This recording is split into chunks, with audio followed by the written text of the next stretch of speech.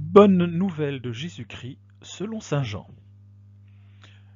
C'était après la mort de Jésus.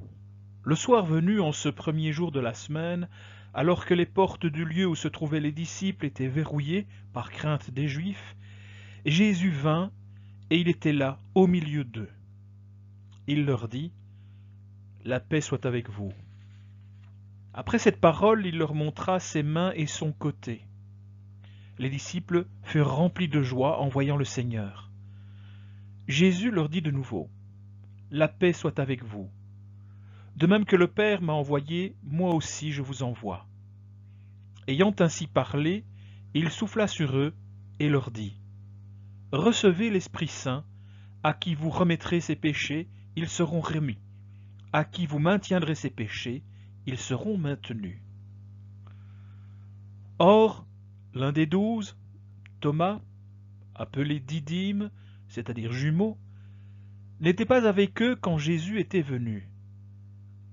Les autres disciples lui disaient : « Nous avons vu le Seigneur. » Mais il leur déclara : « Si je ne vois pas dans ses mains la marque des clous, si je ne mets pas mon doigt dans la marque des clous, si je ne mets pas la main dans son côté, non, je ne croirai pas. »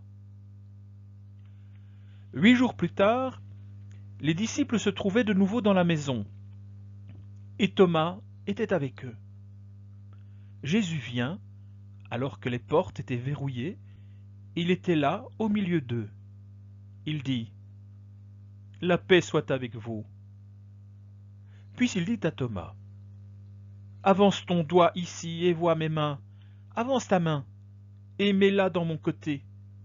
Cesse d'être incrédule, sois croyant. » Alors Thomas lui dit : « Mon Seigneur et mon Dieu. » Jésus lui dit : « Parce que tu m'as vu, tu crois. Heureux ceux qui croient sans avoir vu. » Il y a encore beaucoup d'autres signes que Jésus a faits en présence des disciples et qui ne sont pas écrits dans ce livre.